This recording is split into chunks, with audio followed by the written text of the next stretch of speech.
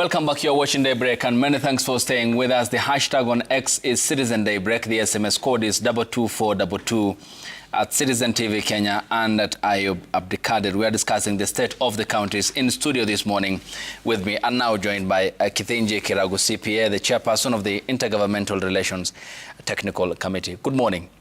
Good morning, Ayub. Appreciated. Many thanks for your time. Thank you for inviting us. Okay. Shage Maura steers the County Assembly's forum, also with us this morning, the Deputy Governor Machakos County, Francis Mwangangi. And from Wajir County, we are joined by the chairperson of the Council of Governors and Wajir County Governor Ahmed Abdullahi, who is with us this morning. Bwana Kithinji, coming to you on this, and before I go to the chairperson, we talked about resources, and this is very key because they do follow the functions.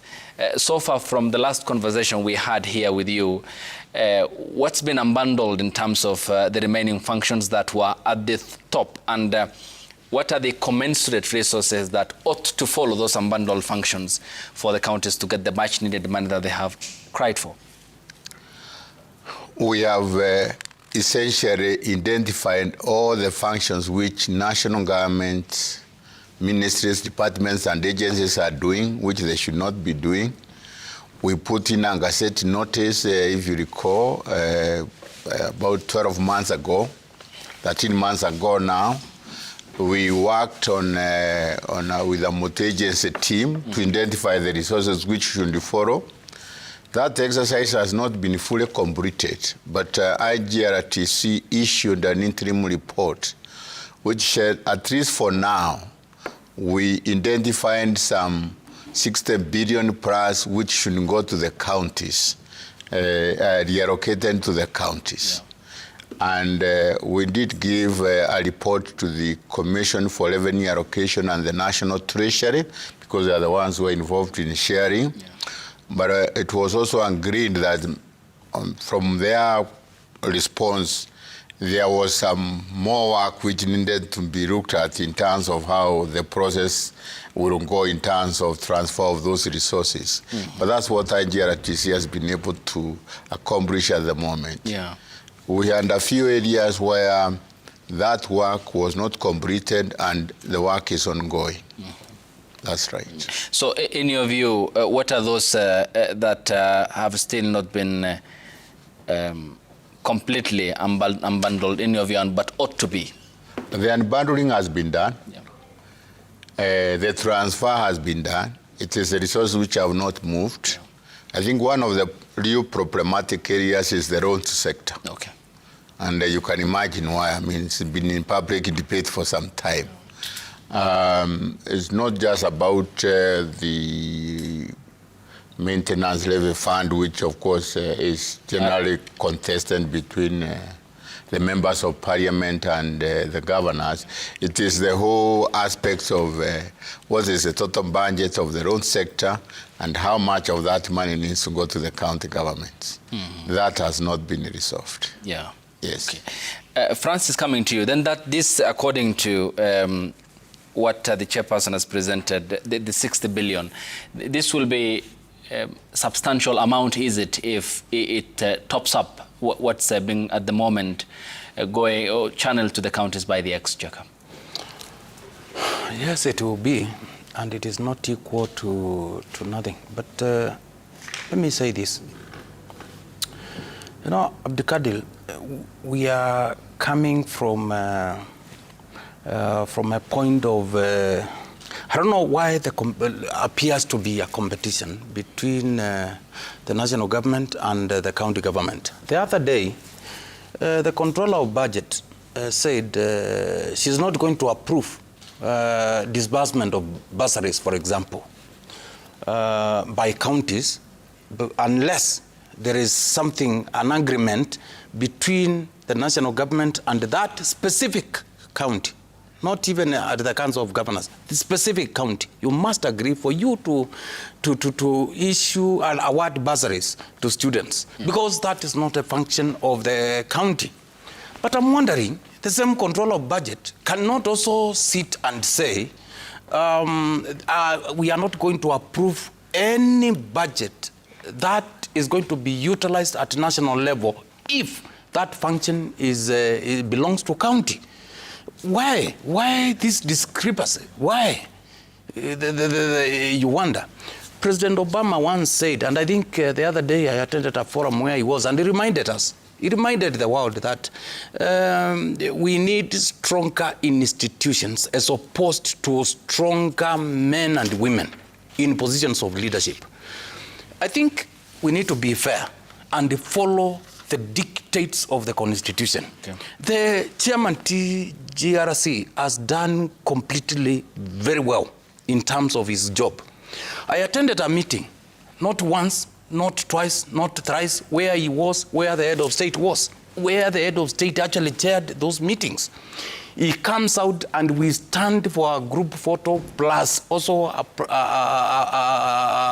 press release, where upon our election, we were told within first 6 months, first it was 3 months, then 6 months, all these functions plus the resources will move to counties. Okay. But look, almost 4 years down the line, we are talking about the same.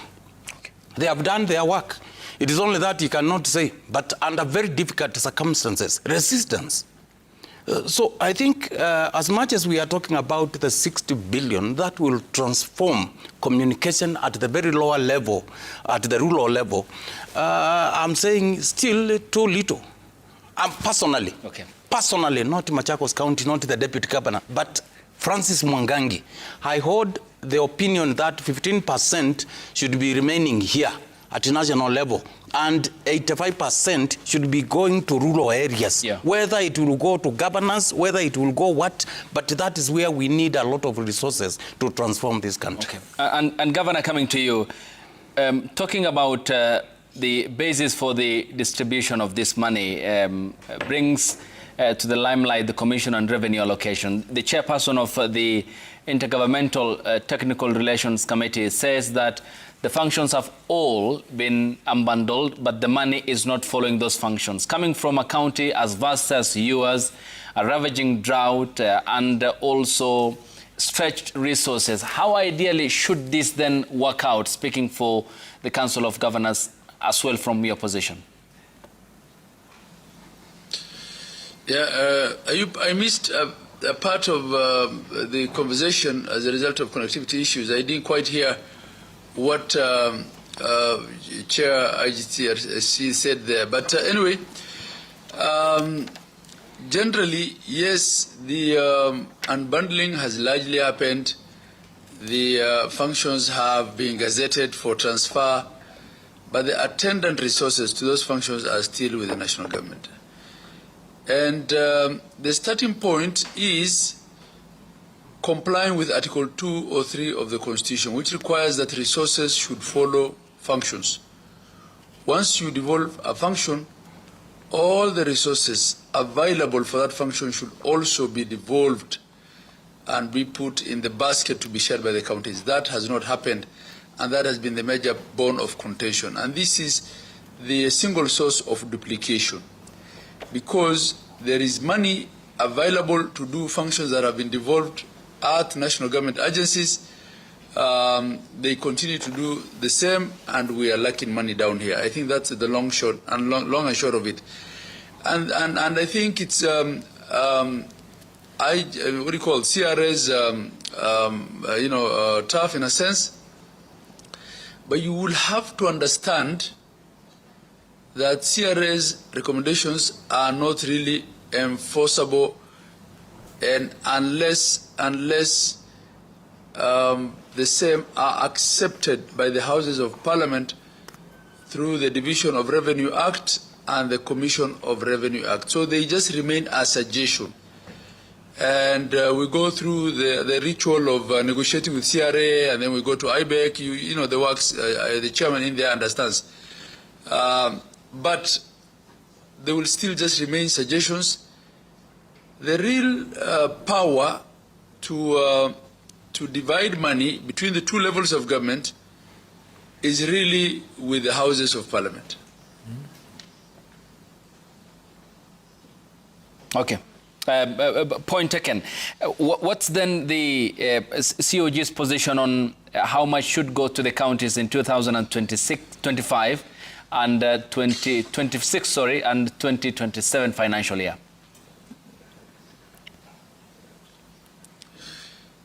Chair there knows that ideally, if all functions that have been devolved and transferred were to be funded appropriately, we'll be talking of something in the region of at least a minimum of 600 billion.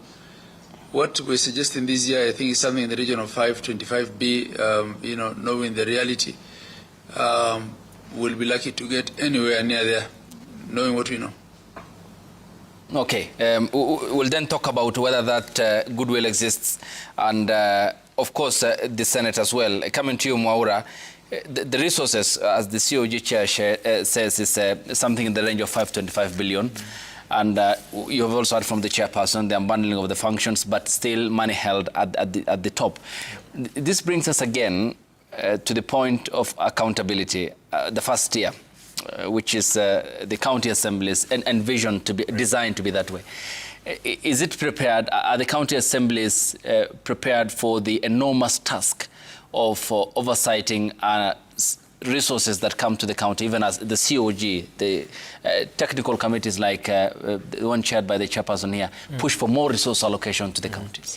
Yeah, of course we are prepared. You see, what county, I think it's important to understand that the county assemblies, just like any other parliament, comes after the money that has been discussed has now been brought to the counties, because ours is the role of legislation and oversight. What are we legislating within the parameters of the money that has been devolved? And so the point for me would be that whether it is the Deputy Governor is talking about 85% being the one that is being brought to the counties, or 15.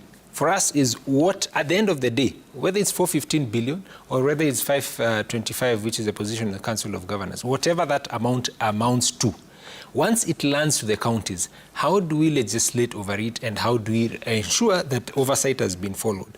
And maybe the best place to start from is that 15% that is said, why don't we start from there? And let's get the real 15% as far as, the later, we call it the latest audited accounts, which is about 3 or 4 years back in the day. Why doesn't Parliament fast track the passage of Auditor General's report, so that we are current, so that we'll be looking at the last 15% of the last of 2025, financial year, which is not 2022, 2023. So that 24, 25 should be, should be the actual, the latest, which should give us the 525 that you're talking about. But even as that has been said, the disbursement is also another big issue.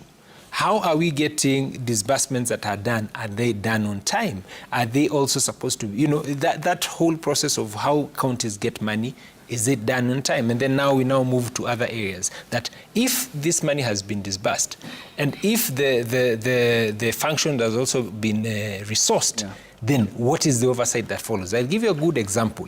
A hospital like Mama Lucy, which is a county hospital, does its, it's supposed to be resourced to operate more or less like a parastatal, does its own stuff, because we actually audit the hospital as a level 5 individually from the county executive. But when it comes to functions, there are other functions that are overrun, that City Hall does over and beyond, they load it over. You go to the hospital, but the activities that were done from City Hall, they don't know about. And then now you come to City Hall, there are issues that were done from Ministry of Health that they don't know about. Yet, health is a fully devolved function. So that kind of grayness of how functions should be done, I think needs to be cleared 10, 13 years after devolution.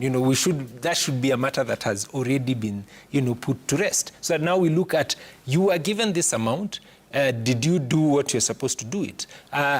If not, then what are the attendant remedies that need to take place so that Kenyans get the value of the taxes that they are paying? So that needs to be done, and any other unbundling should be looked at. I think there needs to be a space of monitoring and evaluation, so that IGRTC can now come in and see, as far as roads is concerned, where are the gaps? As far as health is concerned, where are the gaps? As far as agriculture, there are so many agricultural people at the national level, yet it's a fully devolved function. You know, same as health, same as roads. Where does Kura and whatever end? Yet the county roads are classified as national roads and county roads. Okay. When it comes to counties, why do we need Kenha or Kura to do roads that are supposed to be done by the county governments? Those kinds of grey areas need to be sorted out so that Kenyans know this is where the mandate lies.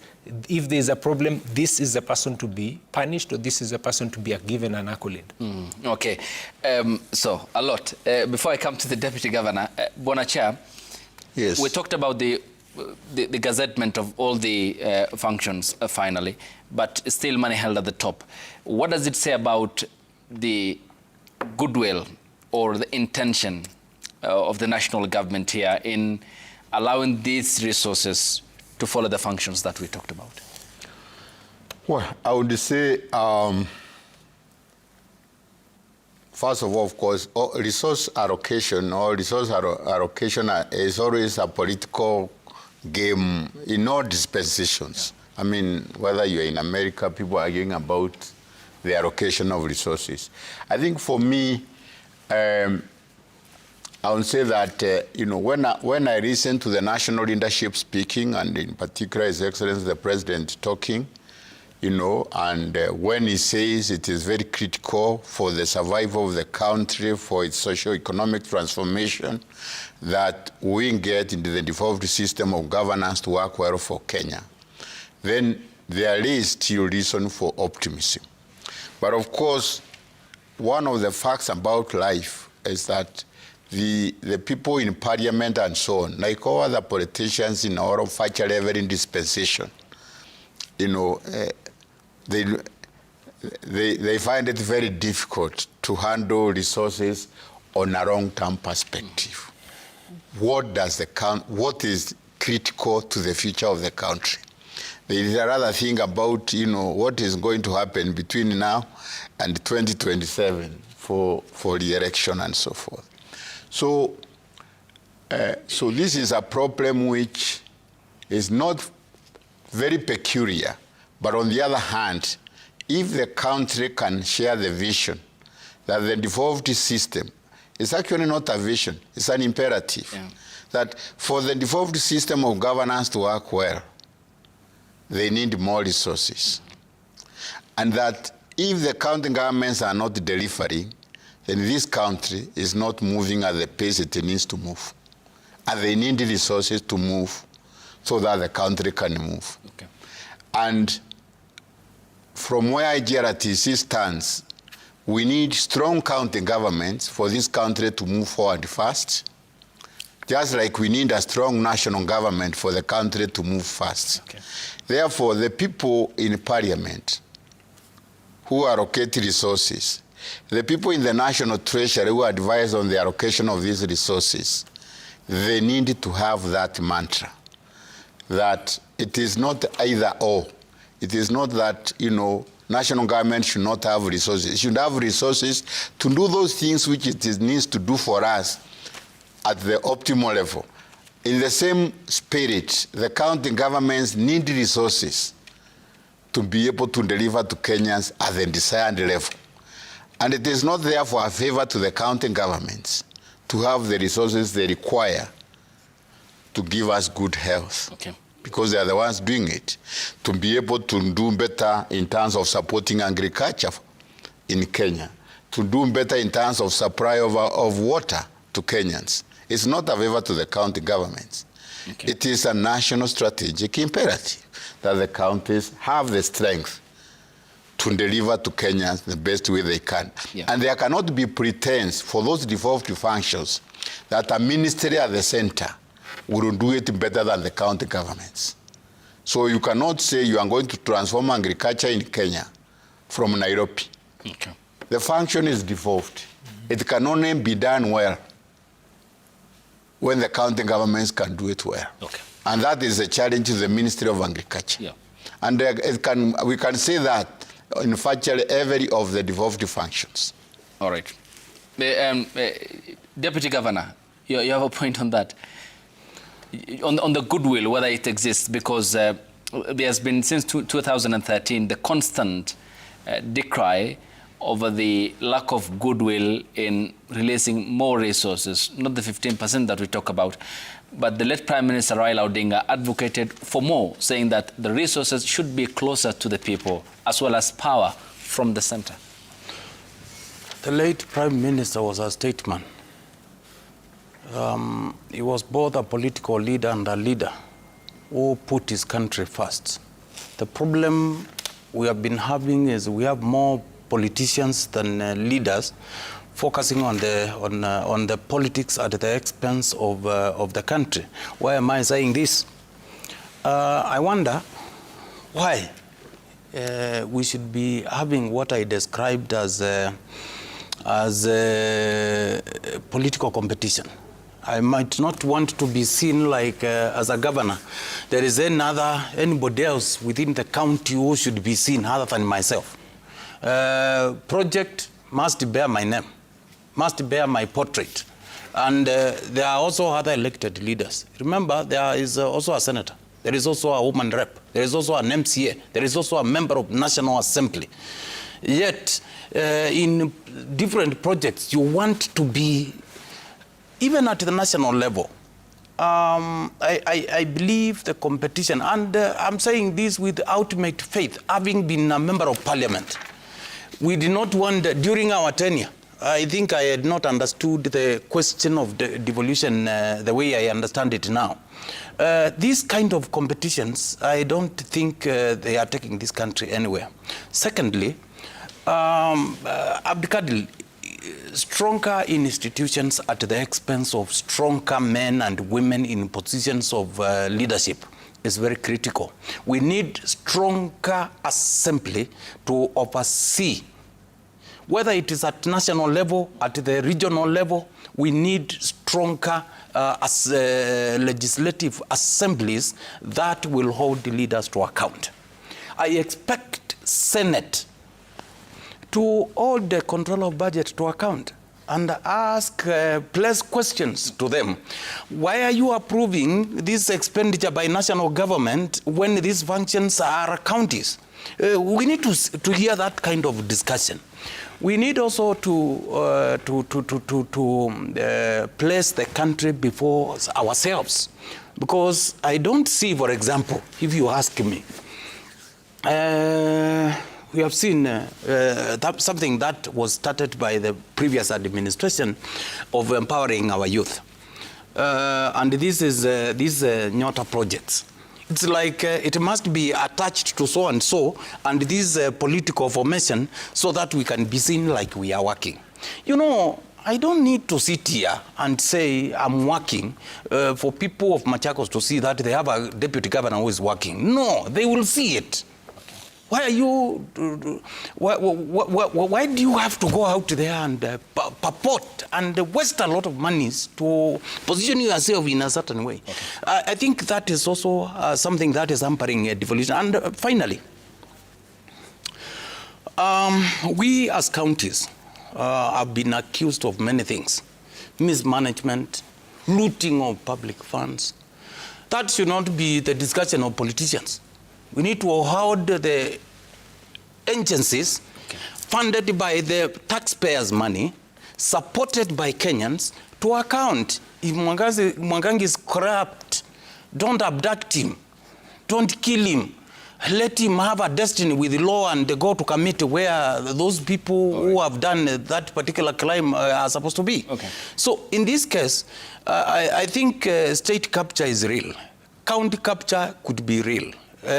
Constituency capture could also be real at that level, because if you use your position to have influence and ensure you control the public entities within your jurisdiction, that is a capture. Okay. Governor, coming to you, there is a pertinent point which is very profound, mentioned by the chair of the Intergovernmental Relations Technical Committee. Let's then talk about sustainability of this model and focus on on-source revenue. But where do we draw the line, for example, from where you sit, of counties raising their own revenues when there has been systematic state exclusion of some parts of this country post-independence, and should that be a reasonable debate given the output of these counties in terms of on-source revenue?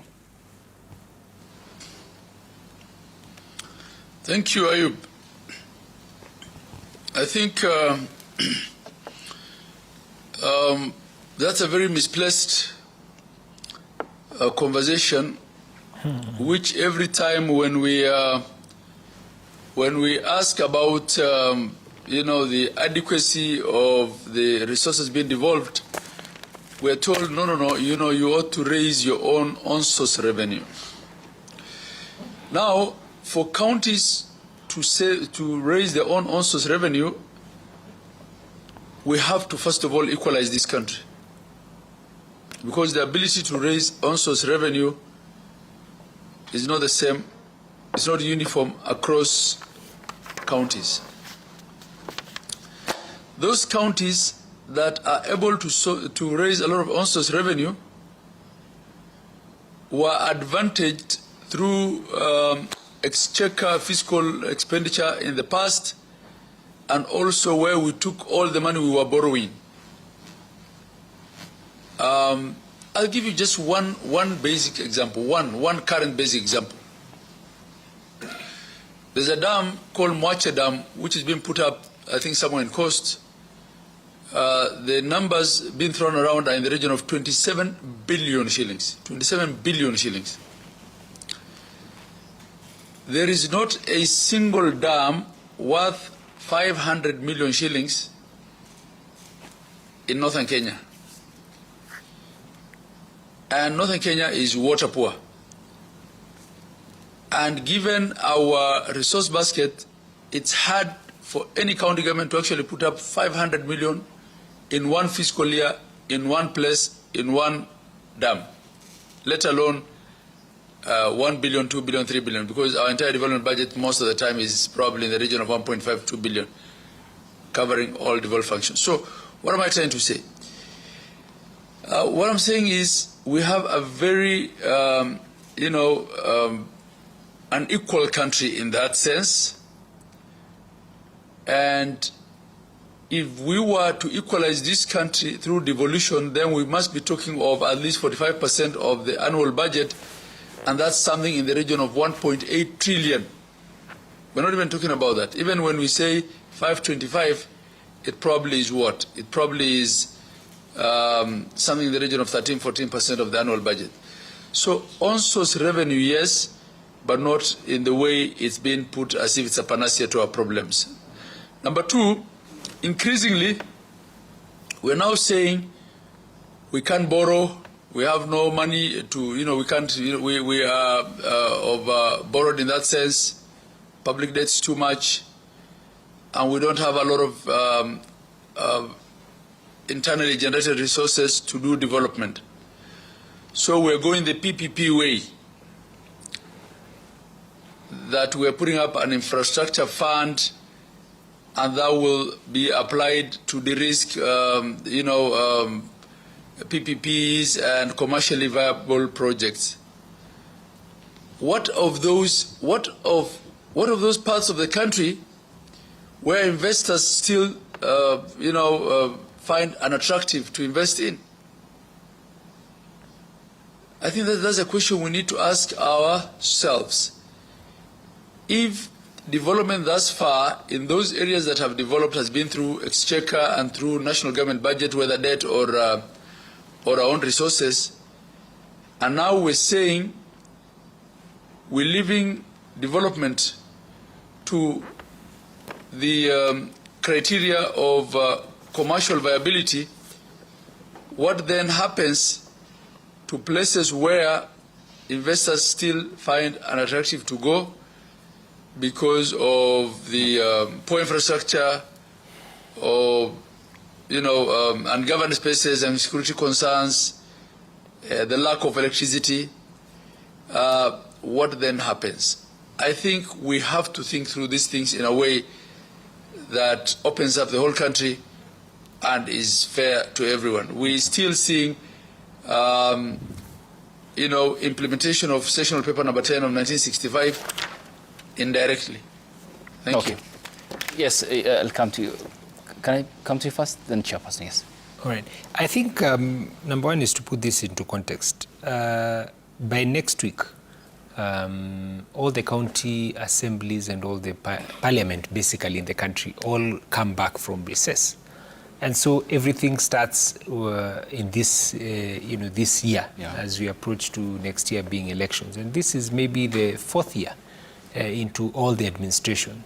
And we need to ask ourselves, how are we doing with regards to everything that has been given to the counties 4 years in?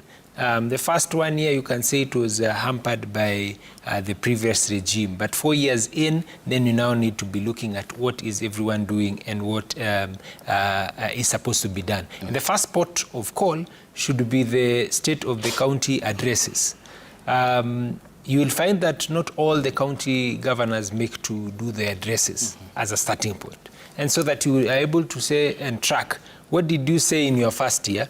What did your administration promise in the second year and the third? And now what are we promising? And the last 3 or 4 state of the county addresses, what has been achieved, what has not been achieved. So that now we now track in the last year before elections, because this one really will be the make or break of the executives as we approach the next election. So that goodwill is important. Strengthening of the secretariats is also a critical component of making it happen. And that we need the goodwill of national government. We need the goodwill of the executive so that at least the assemblies are able to, are strengthened enough to be able to effectively oversight and effectively legislate.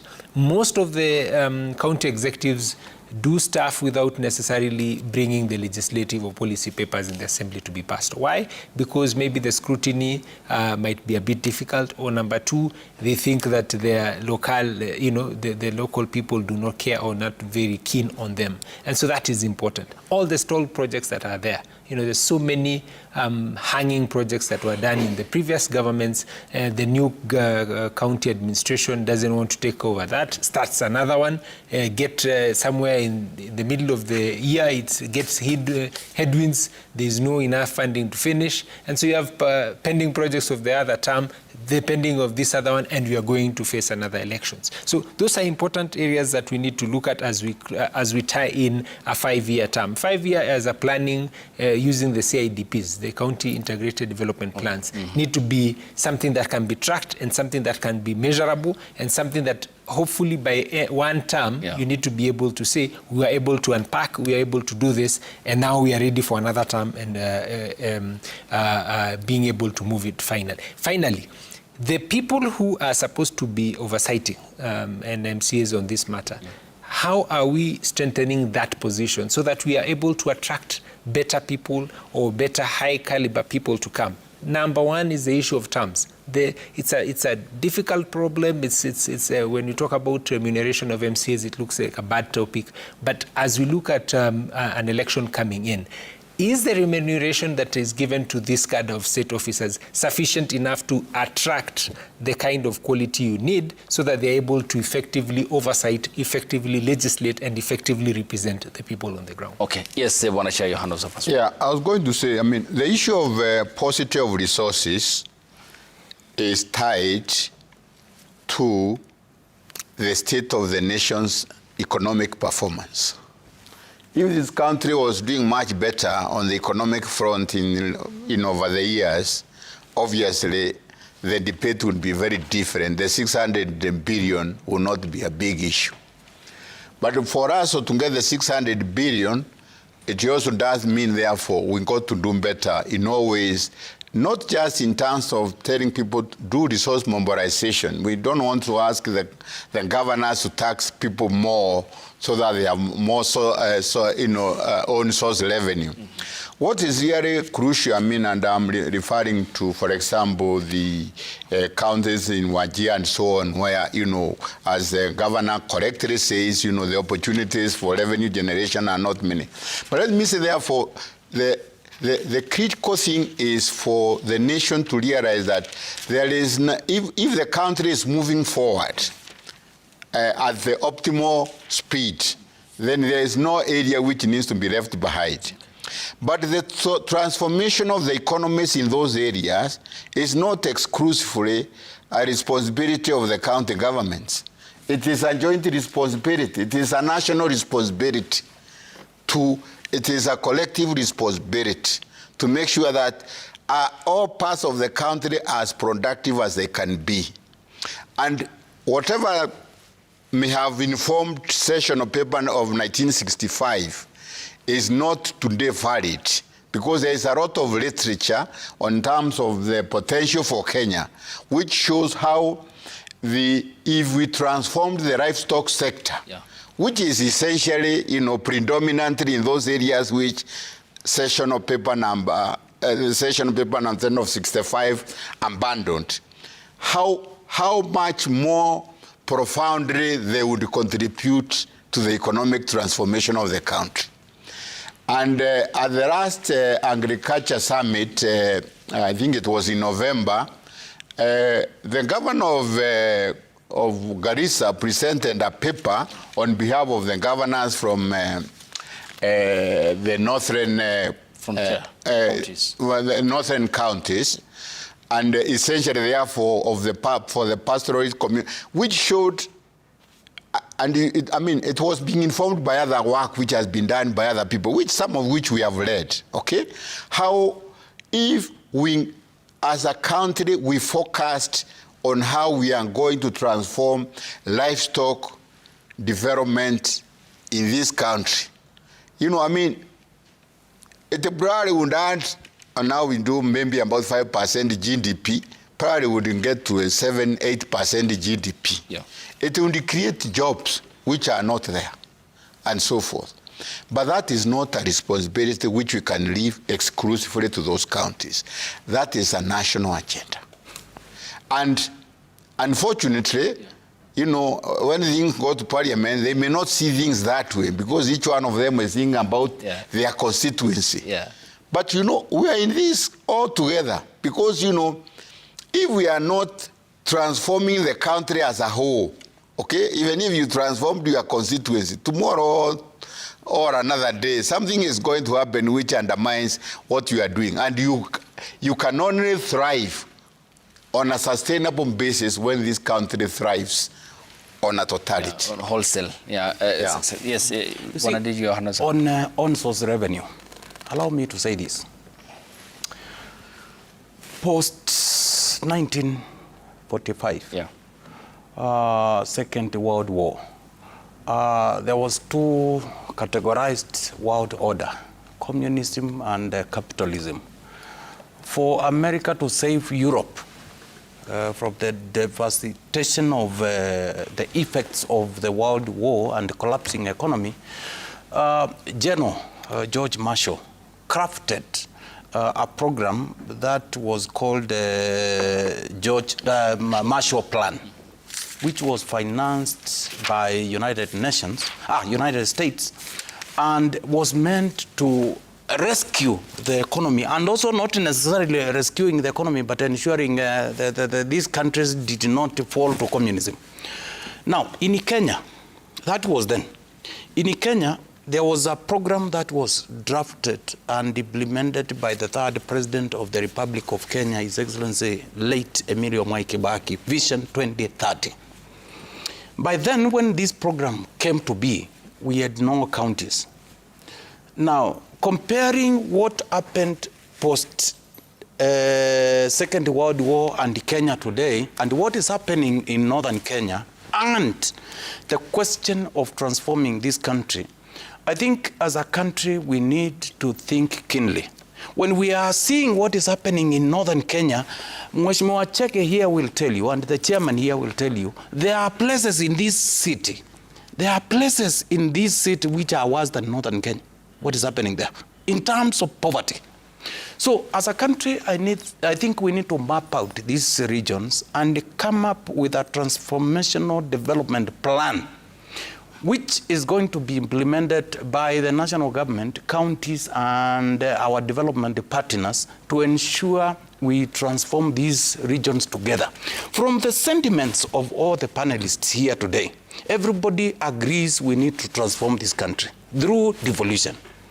But we cannot do that when we have some useless regions that we need not to focus on. Yet we have Kenyans who are there. I believe there is no section in this country that can be termed to be poor or useless. That one is far-fetched. We can make sure we transform them and ensure we bring them to where others are. And that is what His Excellency, today's COG chair, this morning has advocated when he said we need at least 45. But even that 45%, even if we implemented even 50 or 60% go this, we need this plan so that the marginalized areas can need. My last point is we have seen in Nyandarua, sometimes we see wastage in agriculture. They grow a lot of potatoes, a lot of tomatoes, and we see them going to waste. In Ukampani currently, we have mangoes that are going to waste in huge way. There's no way we can save as county governments because of lack of resources. We need also infrastructure to ensure we put the necessary infrastructure in place so that private sector can come in, start companies that are going to save farmers from this agony. Now, in northern Kenya, look at the camels, the livestock, how the destruction is happening there. I think it is through this transformational development plan that as a country we need to come up with, which will address all these challenges and ensure as a country we transform all of us. Yeah. Counties are supposed to be centers of innovation and creativity. And it is through resources and ensuring prudent usage of those resources that will make them real transformational centers and innovation. Okay. And Governor is talking about livestock, given the economic mainstay of the communities there, is pastoralism. How much of a contribution can that make to the country's economy? And second, recently we have seen the Senate also question governors, and there have been concerns over how the resources, albeit small, as you had said, as the COG, given the incremental manner in which that be addressed or remedied. What's your pointer? Because they feel there's wastage of even the small amount that is allocated to the counties. Yeah, thank you, Ayub. Starting with the issue of livestock, you know, I've said this before, our livestock industry in this part of the country does well when it rains, but it's largely, you know, extractive in the sense that there's not a lot of planning that goes into it. We have a lot of livestock, but it's mostly dependent on nature. When it rains, we have it easy. Because our ponds are full, there's enough pasture. When the seasons are depressed, you know, or fail, because of the carrying capacity, you know, we have a lot of livestock in a lot of these places, and it's mostly free ranching. There is not, you know, there is not a lot of planning that the HADA has put in place to save the livestock. And there's actually not a lot of planning also by either county and national government that can actually save that much livestock thus far. So, and this is why we are discussing issues of strategic feed reserves for times of drought and things like that. So, as of now, the situation is tough. Some places are worse than others, but yes, we are hoping that no one loses their lives, and we're trying to get water and whatever else we can to where the livestock is. But should it rain in good time, probably we'll be able to salvage quite some. The situation is pretty bad in Mandera and in certain pockets of other counties around the region. So it just shows that there has not been much thought into livestock generally and into pastoral livelihoods, and there's still a lot that can be done. You know, with respect to the oversight, Ayub, at the COG, we're in a bit of a catch-22 with respect to this, with respect to our relationship with the Senate. Why do I say this? On the one hand, we need the Senate as allies to do battle for us with respect to issues to do with protecting counties, giving resources, additional resources to counties. It's also not easy for the Senate. You've seen how most of these resource discussions between the two houses gridlock, and they have to go to mediation, and just a compromise has to be made just to move things forward. So in that sense, the Senate are our allies. As to whether the Senate has been effective in protecting the rights of county governments, that's debatable. Because we're still saying there's a lot of duplication, there's a lot of money relating to devolved functions that national government is keeping. They are not following Article 203. They seem to be awash with money when we are struggling down here. So has Senate really been effective? That's debatable. Debate for another day. But they are our allies. They try their best to extract a little more for us from a system that has not fully embraced devolution. Devolution is being condoned since 2013. I'm not just talking of this regime. Since 2013, it's just being condoned. It's not been embraced with respect to resources. Coming to the question now then of oversight, ideally under Article 226(2), the public entities under county governments should be accountable to the county assembly first. The Senate, in my view, has overstretched the interpretation of Article 96(3) of the Constitution, which gives them a role in the oversight of national revenues allocated to county governments. Okay. The Senate has made itself the primary oversighter of county governments. And this was just following a court ruling that happened. I think it was Justice Mumbingaru some time back, if I remember. Before that, it was quite contentious as to whether governors should be the ones going to Senate or it should be the accounting officers. If you look at national government, for instance, when National Assembly is considering the audited accounts of state departments, the people who actually held to account, who actually physically go and present those accounts, are the principal secretaries. Okay. But there's been a tradition established in this country that it's the governors that must go, which is different from other jurisdictions, comparable jurisdictions. And we believe there is, this has been driven by the politics of things.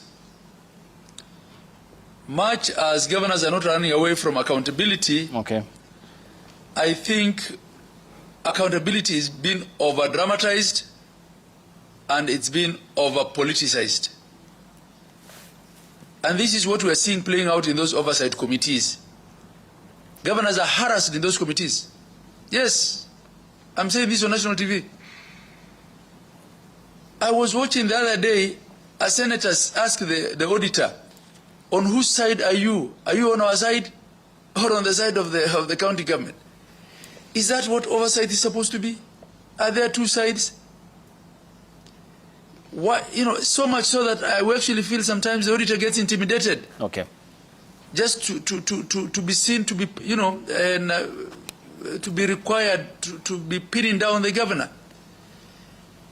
And instead of sticking to the issues in the audit report, it's as if the committee is re-auditing, and the work of the governor. Okay. I think probably, the work of the auditor. I think probably these committee members also need to be trained on what an audit is, frankly. what its limitations are, and to also understand the political accountability, the political responsibility of the governor vis-a-vis the individual doers and the accounting officers in the various departments. The governors are running a bureaucracy. Okay. When the court required governors to appear, it also put a rider that the governors must be treated with decorum. Okay, thank you. The governors are not being treated with decorum in some of these committees. And as a council, we're going to discuss this and see how to interpret and address what is happening to county governors in these committees. Thank you. Because we believe that oversight is being over-dramatized for the sake of cheap social media and blogging content, and that this does not help devolution. It just looks, everyone look bad, including the senators. Thank you, Senator. Thank you. Thank you, Governor. Much appreciated. Before we sample the feedback, or we do the feedback first, Ibrahim? Okay, let's sample the feedback, and then I give my three guests here the also their final submissions here on the broadcast. The hashtag on X is Citizen Daybreak. The SMS code is 22422. Athanas Mavuti Jr. says there is rampant corruption in counties, i.e. during governors' meetings at Senate committee. 3 million used for Christmas tree lighting celebration, 5 million used for Speaker's house warming. If counties cannot properly utilize what they have now, no need for more resources. Frank Orinde says the audit reports have finally put numbers, okay, what citizens have felt for years, billions unaccounted for, stalled projects. Devolution was meant to bring services closer to the people, not to perfect embezzlement at the local level. Kipyogon Arapsige says Ayub, governors might be experiencing delayed disbursement of funds, but let me ask a hard question.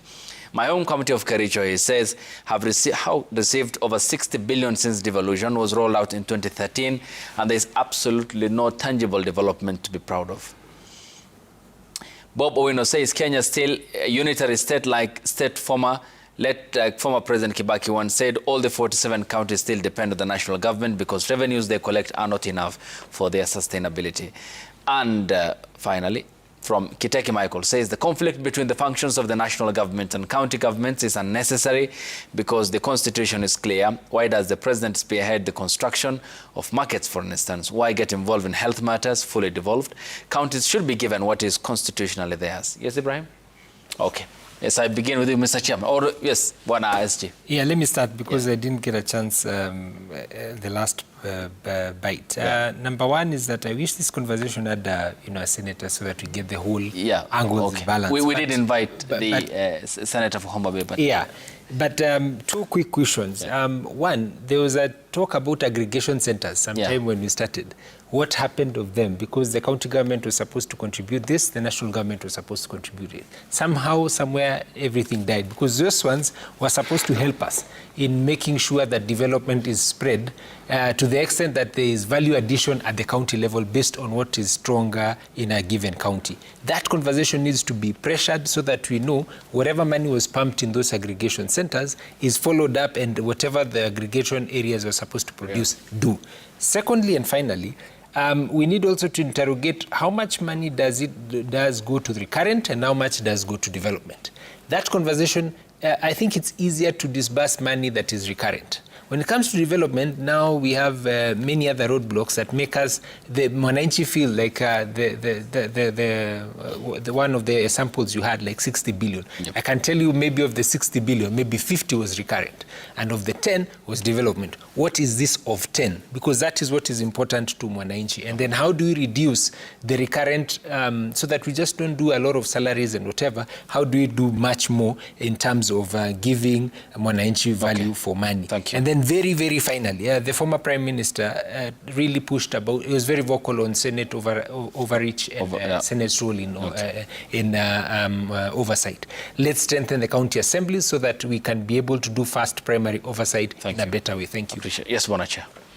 I think if you ask me, I mean, a lot of the things we are talking about, of course, revolve around the state of the nation in terms of where we are, in terms of economic development, in terms of the challenges of youth unemployment and so forth.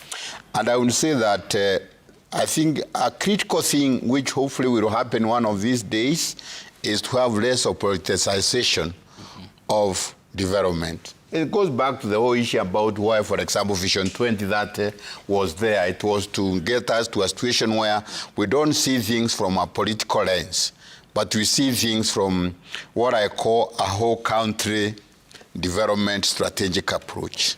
That it is not governors there and the national government there. As I said, given, for example, how we need to transform the livestock sector development in the country, it is the governors working also with the national government for that transformation. The big dams, if they are viable and can be done, for livestock development in Northeastern, national government does it. The governors do their work in terms of ample tours and so forth. That approach is necessary, and it needs to be on a long-term perspective. It is the only way we are going to move out of the doldrums in which we find ourselves. And even at the county level itself, there is a lot of politicization of development because, again, counties sometimes, because of the way the MCAs handle the governors or the governors handle MCAs, we do not have a whole county development approach. Mtu anafanya dispensary pale instead of agreeing what really needs to be done to transform that particular county. That is still not happening in the way it needs to happen. And finally, let me say now on the issue of corruption in the counties, let us not, first of all, generalize it too much because people get the wrong impression. There are things happening in the counties, and there are governors who are not corrupt. Okay? Now, obviously, as people say, what comes out in the public interest is when an odd thing happens. But the good governors and the good things which are happening in the counties are not getting the necessary publicity because they are not a newspaper headline. It is the corruption of a particular governor which becomes a newspaper headline. And we don't blame you because that's how the press is almost all globally. But it behoves the elite of this country, not you just the people of the media. It behoves the elite of this country to look in between to see what is happening vis-a-vis what we are reading in the social media, what we are also reading from even the mainstream media. That is a responsibility, especially for a developing country. It's a responsibility as an elite that we have. Yes, DG, final words. As a country, let's go back to institutionalism and constitutionalism. Currently, we are not. Number two, there is something that has not been touched yet. It is at the center of the success of devolution in Kenya. I sit as one of the leaders of Deputy Governors Forum. I will tell you for free, unless we want to cover it up. We had a meeting before yesterday, and almost 90% of the counties in this country, there are even quiet disagreements between the two elected leaders. That is the governor and the deputy governor. I wish that is also something that needs to be addressed, because we have deputy governors who have never accessed their office since they took oath. The vehicles are still in garage for service, something very minor. The offices are still being painted 3-4 years down the line. Kisa na maana, we agreed and we cannot now agree while we are inside. So these conflicts, they need to be, the same way people did campaigns should be the same way they should be working for the benefit of the nation. And finally, I think counties, in my view, should be real centers of transformation through science. When I talk of science, I mean innovation and creativity. It is possible. And others have done it elsewhere. We have case studies of how it has happened. I think it is high time as a country we focus on devolution to ensure the success of this country. Point made. Gentlemen, thanks for your time. We are out of time, absolutely. The problem of deputies and deputies is not unique. Even in America at the moment, that problem is there. Thank you.